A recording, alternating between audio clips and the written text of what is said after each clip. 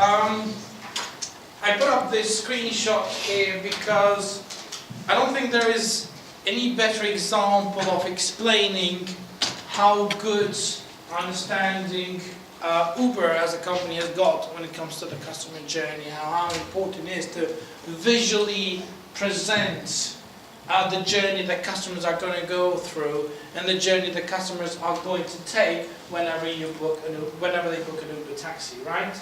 But there is a lot more to it. So, these are some of the things that we'll talk about. Conversion rate, the importance of customer journeys, right? And what did we say conversion rate was? Conversion rate is a desired action that you want your customers to take, right? A desired action can be any of the following. It can be a subscription that you want your customers to take. It can be a product that you want customers to buy. It can be a service that you want customers to buy. Or it can be just a sign-up process that you want customers to do, right? So if you have a blog, your desired action would be to get people to subscribe to your blog. If you've got an e-commerce website, your aim is to get people to buy from you. If you've got a YouTube channel, your desired action towards customers is to get them to subscribe to your channel, right? So it's important to get that right. Because the conversion rate very much tells us how well we're doing with our online presence, right? But in addition to that, it also tells us how well we're doing with the return on investment. Because we've been investing into building up a presence on a mobile platform, but then we're not very much sure as to how much we're getting in return, and the conversion rate tells us. Conversion rate tells us very quickly how much of those customers that are visiting the website are taking an action. And we talked about different types of action that customers can take. Next one is customer analysis. To be able to develop a customer journey that delivers, right, success to the company, we need to do a bit of analysis. We need to know, where do customers come from, right? Now, every customers get to you in one way or another. Sometimes customers search for your app in the App Store and then download it and then get to you. Sometimes they learn from friends, sometimes they learn from Google, right? There are different channels that customers get to you. And understanding which channel is the most popular one is very important. Because once you understand that, you make sure that you've got a decent presence for your brand in that channel. Whether it's a social media, a mobile application in the App Store or Play Store, or just a mobile version of your website. User interface and design, so how much a customer journey should have an impact on the design of an application. Developing personas, so to be able to understand who you're trying to serve, you've got to do what? You've got to develop some personas of typical customers of yours that are using your application, right? Otherwise, you'll be designing something that nobody's going to use. So it's essential that you've got a really good understanding on that, but also reflect on customers' needs on your design. How many times you've been using a mobile app that just doesn't suit you, right? Because it wasn't designed with your profile, right, in their heads. It was designed just as a general thing that designers have. This looks cool, this looks nice, right? But they actually haven't taken on board a typical customer that will end up using that application, right? For instance, Pinterest might be quite fun and interesting for me, right? Okay? Or Snapchat might be okay, quite a good thing for me, right? But actually for my parents, it doesn't do. It just doesn't do, right? They say, how do you use this thing, right? Yeah, I can see some messages popping here and there, but I've got no idea what to do with it. Because it wasn't designed for them. So that's why when we design apps or improve apps, we need to go one step backward and understand who we're trying to design the app for. That's when the customer analysis come quite handy. And maybe a little bit about mobile store versus mobile apps, and then the activity free. Okay, so 3 key things, 3 key components for the customer journey. The customer, who is the customer for ours? Who are those people that we're trying to serve? Right? We need to understand what do they do, what do they like, okay, and how experienced are they with our brand. And nowadays, social media, for instance, helps us quite a lot to understand who our customers, right? And what are their needs, and what are the things that they normally do, and what are the things that they like. Based on that, we will go to the next stage, which is about designing the journey, right? Or making sure that we know what are those journeys and how important they are, right? And then the third one are personas, right? So let's try to get a few things clear, right? In this case, if we take an example e-commerce, okay, we need to make sure that we get a clear understanding of what e-commerce in a mobile platform is. E-commerce is this popular technology called e-commerce, which is defined as an opportunity to use the internet as a platform to accept business transactions, either for buying or selling purposes online. Okay? The next bit is the customer touchpoints. Now, throughout the journey, there are those touchpoints, and touchpoints are very much those points of contact. So, if you take your mobile phone, you go first to Google. From Google, you go to the App Store. From the App Store, you download it, and then you move on into the actual app for using it. So that's one journey, right? That's one type of journey. But it might be that I already know about the app, and all I do is go to the App Store and just download it from there. Or it might be that I'm talking to my friends on Facebook, and they are recommending me apps, right? Or it might also be that I've seen an app on TV, right? And then I'm downloading it from the App Store. So there are different ways, different journeys that customers take before they interact with our application. And knowing where those journeys are is quite important, because we need to go and fix them if there are issues, right? For instance, in this room, there are only 2 doors, right? There's, we know that students will come and leave using these 2 doors. So what do we need to do? We need to make sure that both doors are clear and the entry is fine, right? Okay? Otherwise, when people come in, they might hurt themselves if some chairs and desks are in the way, right? So it's the same with digital. We've got to make sure that if people come from Google to the App Store, and from the App Store to the actual app that we designed for them, we need to make sure that that journey is quite smooth, right? We need to make sure that that journey through the touch point is quite okay and there are no issues on the way.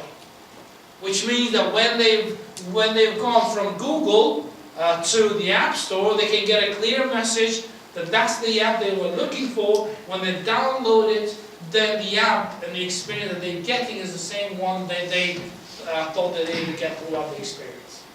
And the customer journey is the route that customers undertake when shopping online, and it starts with a problem recognition, information search, evaluation of purchasing alternatives, decision process, purchase support, rewards, and awareness for the post-purchase experience as well, right? So this is the definition of a customer journey. Now that we know some of these terms, right, let's go into a bit more detail, right? So in general, what we see here are four to five phases that customers go through in almost every sort of search that they do before they make a purchase decision, right?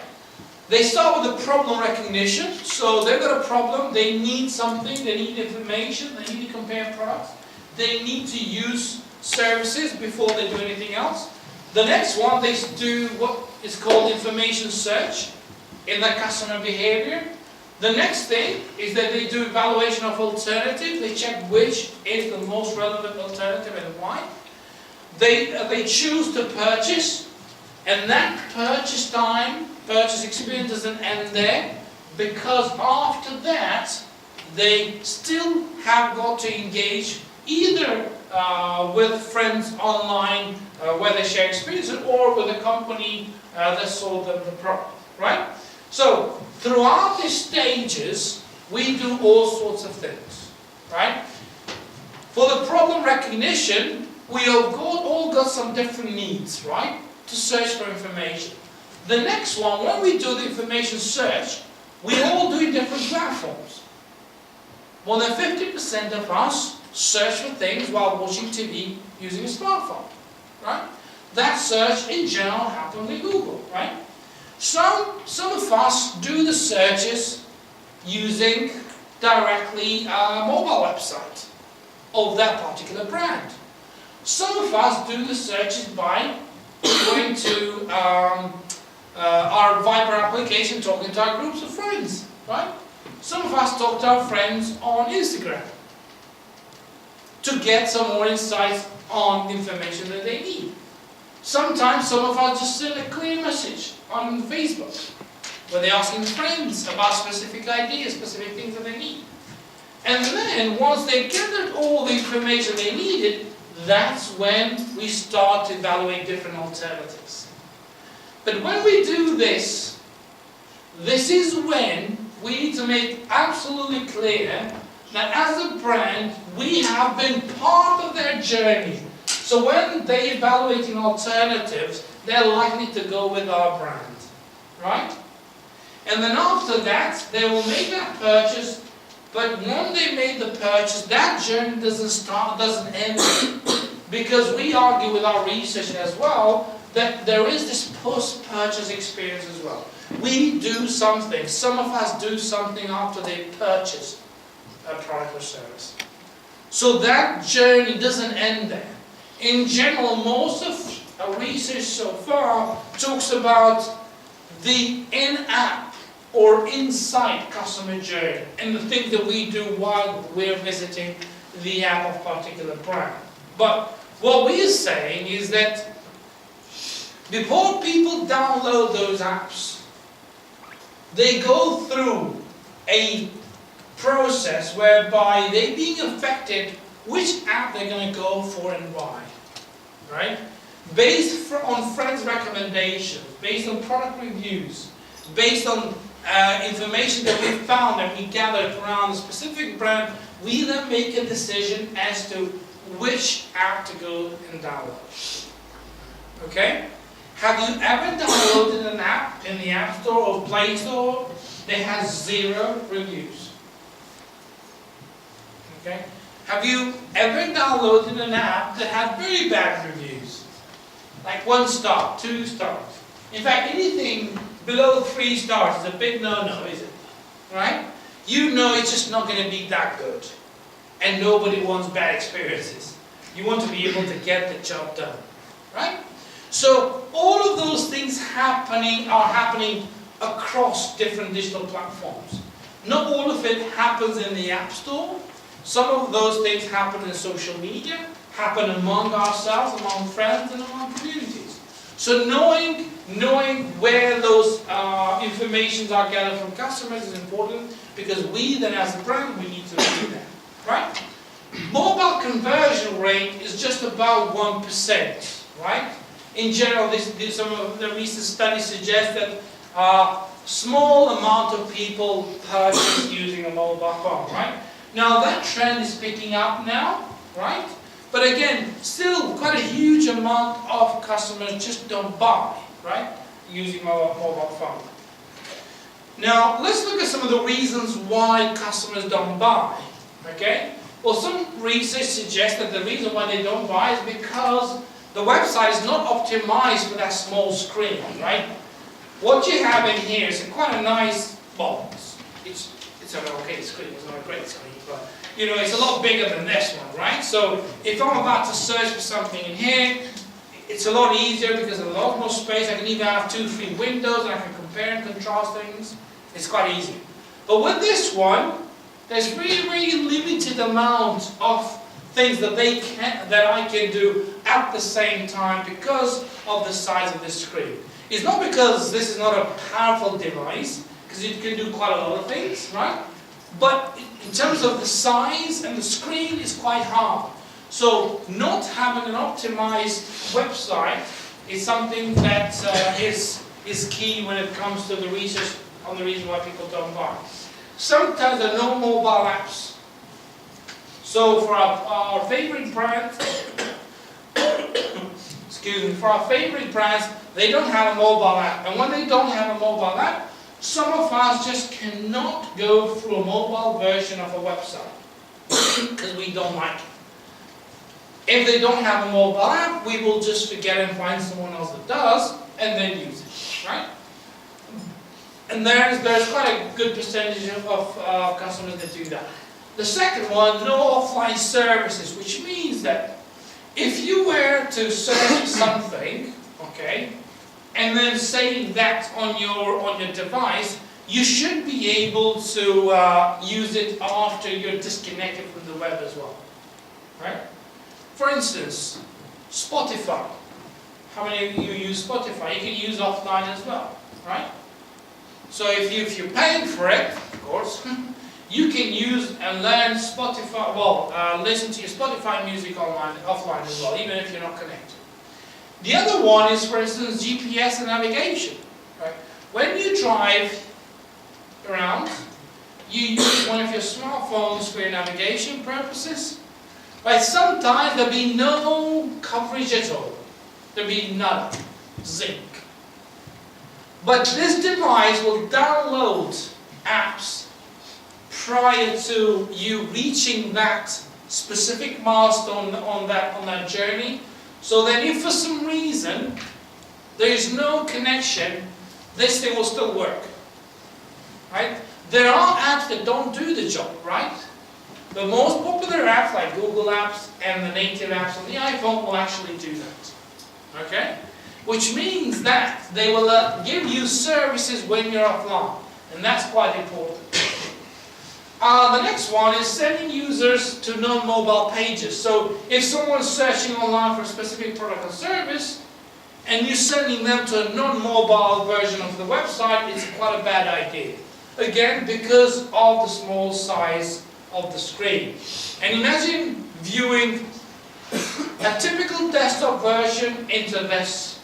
Quite hard, right? You've got to zoom in, zoom out, it becomes such a hard experience that you will probably never go back to it. So that's another reason why customers don't buy using mobile phone.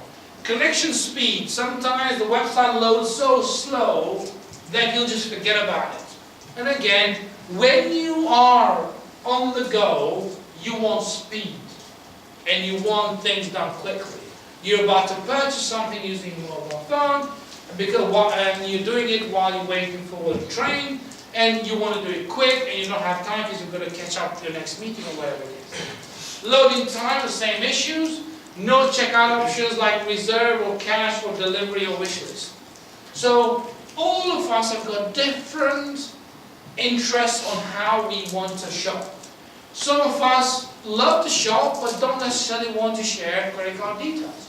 So being able to offer an opportunity to reserve products for the customers is quite important. Also, something that is really not popular here and hasn't been implemented yet is cash on delivery. So you can't actually purchase something and then pay when you receive it, unless it's food, right? Food in general you can do that, but not like products from Amazon or like ASOS or something like that. You have to complete the purchase online. Now the places where this is showing quite popular are developing countries, right? In India, some of the largest e-commerce websites, okay, they struggled in the beginning because simply people didn't have credit cards, right? They didn't have debit cards at all, right? So they said, what can we do? They said, how about cash on delivery? So you complete the purchase, you agree that you will pay in their terms and conditions, and when you receive the product, that's when you pay. So that way, they didn't miss a single customer because they offer different alternatives. And in today's digital world, you've got to offer different alternatives because we all have different needs, different interests, and different ideas that we want to implement. Privacy and security is another issue, and no store locators provided is also another one that puts people off most of the time when purchasing online. Where do customers start? We talked a little bit about this. Customers start all over the place. They've got an idea, they've got a problem. They want to purchase something, and it can start anywhere. It can start while you watch a TV and you end up searching in Google. You can start searching for things on the App Store directly, or you can start searching for things on Facebook directly, okay? And again, different versions, different journeys are being sort of like used by different customers, and we need to understand them. So, where do customers generally land? Whether it's a mobile app or a desktop version, customers land in different places. Sometimes they land into a home page. In that case, it can be just the main page of your application. Sometimes they might land into a blog, on offers pages, brochure pages, landing pages, or product pages. Landing pages are those specific pages on a mobile or e-commerce website where companies are all about sending and selling those products and services. So it's all about selling. So those specific products and services that that company is willing to sell, they provide specific landing pages just for those products.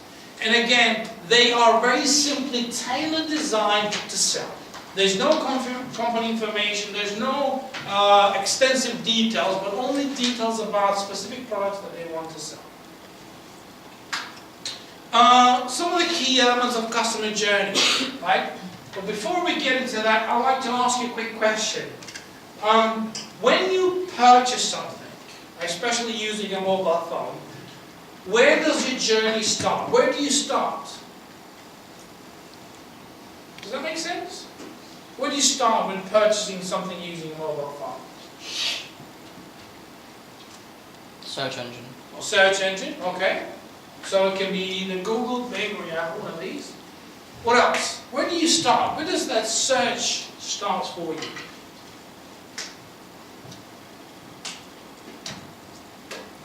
Is it identifying something that you need? Yeah. In the first place? Yes. Yeah. So from your mind, basically, I guess. Yeah. Absolutely. What else? Thank you. What else? Where would you start? Where does your journey start? You're going to buy a ticket to your O2, whatever event you want to go. Where do you start? Yes? I see a poster advertising somewhere. Yeah, you've seen a poster advertising somewhere, so that leads you to the next thing. What else? Where do you start? We ask friends, peers. Yeah, you ask your friends, you say, I'm about to do this, where do I go, right? So in other words, you can start to see that just by 3 or 4 answers, we already receiving 3 or 4 journeys. Different journeys of where we go through before we end up purchasing it. Now you mentioned search engines, you mentioned friends, you mentioned advertising, right? For instance, for me, I'll probably go to the App Store and see whether they've got an app so I can download and have a slightly better experience purchasing their product. Okay? I strongly believe that we will buy almost anything we can buy using a mobile phone. Right? I know that sometimes that might sound a bit too crazy, right? But I think it's just about time that because our lives are being so dynamic, anything that we can buy using a mobile phone that we're comfortable in buying, we will buy. Okay? And again, there's lots of discussions being done whether we should buy, I don't know, clothes or groceries using a mobile phone and so on. But actually, that's already happening. Right? We buy and sell cars online. Right? Okay? Who would have thought that we would get to a day where you just buy your car online, right? You can do so many things nowadays online, and as companies improve their experience, okay, whether it's in a mobile website, in a mobile presence, or desktop, you will end up completing that purchase online, right? So, key elements of customer journey. Search is a big one. Call to action. Now, call to actions are those clear buttons on your mobile phone where the company asks you to take an action. Click here, register there, add to the basket, check out, pay, right? Those are call to actions. Those call to actions are those touch points that you interact with and that help you to move from one stage to another. I have searched, right? Now I need to add to the basket, I need to complete the purchase, and I need to share with friends. So I've been through that journey, and call to actions told me there was a call to action in every place I've been, right? And I'll show you some examples shortly. Competitors is a big one because competitors are very much those opportunities that we have to learn more about things that we can do much better and things that we can improve, but also things that we have forgotten to include into our journey ourselves. So research is part of every business that you see. In fact, one of some of the most popular jobs for graduates are market research analysis. They'll say to you, we've got a mobile presence, these are the top 5 competitors of ours, we want you to go and learn what are the things that they do very well and things that they do badly. And then provide a report recommending us and our development team on what they can do. So in other words, the complete redesign or launch of a new app will be dependent on you. That will be your task. Yeah? So you've got to make sure you get that right. Support is another big one. Big element in customer journey. Because if you're not really good in providing support for the customers, you're very unlikely to sell anything to anyone, right? If you cannot make it so easy for people, just by tapping, contacting you, or having a live support session, you're going to make it quite hard and it's going to be quite difficult for you to sell anything to those potential customers. Checkout process, again I mentioned that earlier, is that element which ensures that once someone has decided to buy something, they can do that quite quickly. So, I mentioned earlier, call to actions are those touch points which really help you to go or navigate you to go through that specific journey. And every time you make it easy for the customers to navigate, you're quite likely to improve that conversion rate of yours. Right? So if you can tell every student that comes to university that as soon as they get to De Havilland, this is how they get to N110, then you've done a pretty good job, right? So if you manage to tell them, to guide them throughout the process, which sometimes, yeah, we might not be able to deliver, right, and to do as well as we should, right? Next one, typical customer journey. Typical journey look like this. We entry into that shop, into that experience. We browse, buy, share, and engage. Those are the 5 stages that we normally go through, right? And we argue that even after someone has purchased a product, that journey doesn't end there. They do something else after that. Not all of them, but a good amount of customers do something about it. Some of them share those photos of themselves on those new clothes on Instagram. Some of them share privately with their friends. Some of them do nothing, but some of them review those products on the website as well. So different customers do different things. And again, we argue that once you sold something to someone, that journey doesn't end there. Right? And again, all the research that we've done so far and the research that we're reading from others suggests exactly that. That, that journey doesn't actually start nor end all into a mobile app. Customers, before they get to that mobile app or mobile version of your website, have been preloaded with other bits of information before they got to you, which then may be clear guidelines on what they can buy and what they will buy. Because friends' recommendations are super powerful. If your friends tell you that those are the shoes you should get, whichever journey you're going through, you will probably end up getting those shoes. Because you trust your friends. Right? At least I hope you do. Right? So again, that's what happens. And it's really important to understand that. Our checkout process is also quite important. But visualizing that process is also quite useful when it comes to customers. In this case, we took the examples of Domino's, and I'm sure you're aware of it, because you probably eat pizza almost every other week or so. And they offer you this experience, okay, which is, again, tracking how your order is being processed. Now, we use this sometimes with students, sometimes with meetings and stuff and so on. Now, the delivery time might not be any better than any other restaurant that doesn't give you this visual journey. But just the idea of them telling you what's happening with your order, especially when it comes to food, is quite powerful.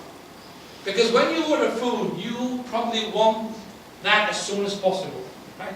You're probably hungry, or you got nothing at home, or you've got friends coming over, or whatever is the reason. In general, you'll probably want that as soon as possible, right?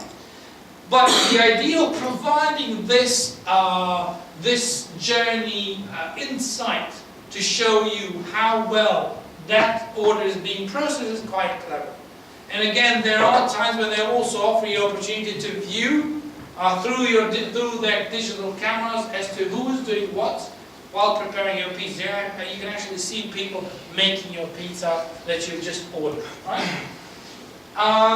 So again, that journey, that process is quite relevant because it's about providing information to customers inside.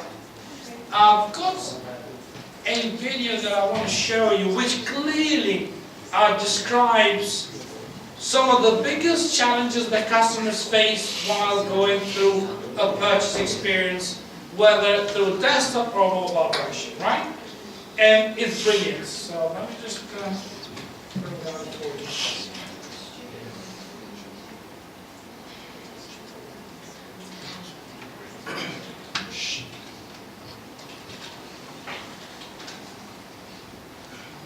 Here we go.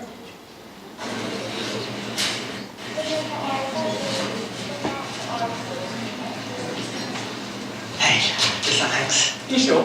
So, the online purchase experience has been reflected in an offline world. And before I continue with the video, I'd just like you to think about this for a second. What would happen if this process happened in the real world where people run real businesses? Just think about this question while you watch the video.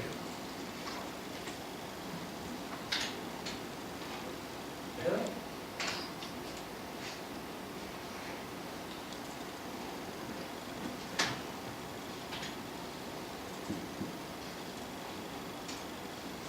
You sure? Yeah. Username? Yeah. Want to do full screen? Is that any pops? Sorry. Is that any pops? No, okay. Don't worry. Yeah. Username? Nick M? No. And 1983? No. Is that any pops? Sorry. Is that any pops? No, okay. Don't worry. What's your postcode? Oh, it's GU749ZT. Welcome back, Nick Forever. Hi. Please listen carefully to this bread license agreement before continuing your purchase of the loaf of bread. If you do not, blah blah blah. You also agree not to use any bread-based product for any purposes prohibited by the United Kingdom law, including without limitation design, development, and manufacture of missiles, chemical, nuclear, or biological weapons. Tick. I'm afraid you've timed out. What? Sorry, yeah. Hello? Excuse me? Oh, yeah, hey. Just what, live, sir? Yeah, we just... What's your username? It's Nick Forever, but number 4, not the... Gotcha. Yeah. Okay, I'm just going to check that you're a real person. Could you say that for me? It's not even a word thing. How about this one? You know what, forget it. It's fine.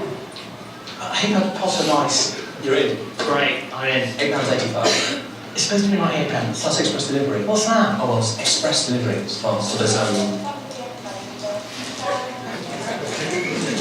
standard. Standard delivery. That's £4.99. Why? Bread insurance. You didn't until you don't declare bread insurance option. You know what, I think I'll risk It it. is quite close to the sell-by date. Don't care. 98 pence it is. If you want to pop back in 5 business days, it'll be ready for your collection. Well, I need it now, obviously. Oh, okay. You want the take-home today price? That's £3.27.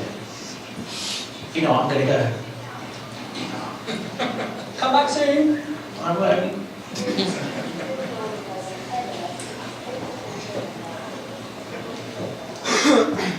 Now, I love that video because it just shows you what would happen if we did treat customers online, traditional customers offline, like we do those online, right? What do you think? What would happen if we struggle to buy something in a physical shop as we struggle to buy something online or using a mobile phone? Because that's a real challenge, right? Things that he's covering in that video happen all the time throughout our purchase online. Yeah. The conversion rate would decrease. Yeah. The conversion rate would never be as high as it is right now, whereby huge amount of people that get into the physical store, they will end up buying something, especially if it's a supermarket, but in general other retailers as well. What would happen?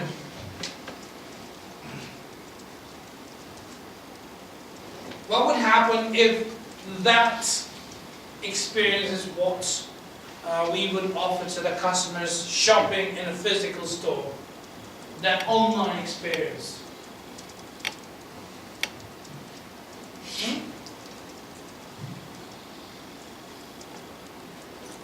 Because that wasn't good, right? That was quite challenging, wasn't it? Commerce will just decrease. Absolutely. What else? What would happen? Go to someone that has a faster service. Absolutely. So you would be changing your mind in minutes, just as we change our mind online. As soon as it takes more than 10 seconds for a page to load, boom, we're done. Next website. So just think about how much and how many customers do we lose just because we do not have a clear idea and clear understanding of how important it is to provide a better checkout process. So, how does that affect design? Well, we need to list specific needs that customers have, make sure we reflect on them in the design and navigation. Describe visitor personas, again describe those people that you try to serve. Define ways of converting visitors into shoppers. Define ways of converting shoppers into repeat shoppers as well. Draw customer journeys for each individual customer. Add reassurance about common work that customers might have. Okay? And then also develop strong calls to actions on mobile or web applications as well. Navigation needs to reflect clearly on customer needs. So, for every project that we get involved, we tend to develop personas. Now, Karen is not my wife, and is not a real person either. This is part of a project, a jewelry project we were looking into a company to work with, right? And we had to develop some personas, so then when we started designing the website and the mobile application, we had some clear ideas as to where we tried to serve, what were our customers, okay? So in this case, Karen is 21, engaged to be married. She wants to show her boyfriend Gary the type of wedding ring she really loves. She has not bought much from the mobile, or she uses Facebook a lot. So what that tells you, that she's okay on this mobile thing, but she hasn't really bought anything using mobile phone. So for her to buy something, you really need to show what? Reassurance that whatever details she's going to share with you, she's going to be just fine, right? So that's a clear message to you which needs to be replicated to your journey. She's a bit afraid of using her credit card detail on mobile, right? So again, what do you do with it, right? You make sure that she is being informed throughout the process that other people like her purchase from the website that is 100% secured by, I don't know, VeriSign or GoDaddy or any of these large protection companies online, right? Karen wants Gary to spend £1,000 on a ring. He can afford it. Lucky him, right? But again, it's quite a big purchase, but very, very key challenges for the company to get her to buy. Because she hasn't purchased anything online, but she uses Facebook, so she's online most of the time. But again, we need to introduce some of these insights into that journey. She wants to let him make the final choice so that it is a surprise. Again, she wants to do all that research and all that sort of like information gathering process and then make that as a surprise for him. So these are some of the key issues. But you can only do that as you examine different personas for different businesses. And then what we normally do, for every app or website that you develop, you need to make sure that you've got at least 3 or 4 different personas that reflect on age, job motivation and needs, right? Which then need to reflect on the design of what you try to offer. Consider their familiarity with the brand, consider their needs and worries, and also define a personal customer journey for each individual person visiting the website. So, all of this then links to what we call a synchronized services for every touch point. So nowadays, again, whatever that journey starts, we need to make sure that we've got a clear indications on enabling the customer to pick that journey whenever it was left. If the customer started on a mobile phone, they can pick that journey up whether they're on a desktop or a tablet. Otherwise, you are not providing a consistent service, which means that that's the main reason that sometimes customers just forget about your product or brand, because they can't be bothered to go through that search experience again to find the product they want and then purchase, right? So it's quite important to be able to have that what we call synchronized services throughout the process. One good example is iCloud. For instance, if you are browsing specific web pages on your iPhone, you should be able to pick up those web pages on your Mac as well every time you're there, or on your tablet. So again, it's quite easy to pick up that search journey wherever you're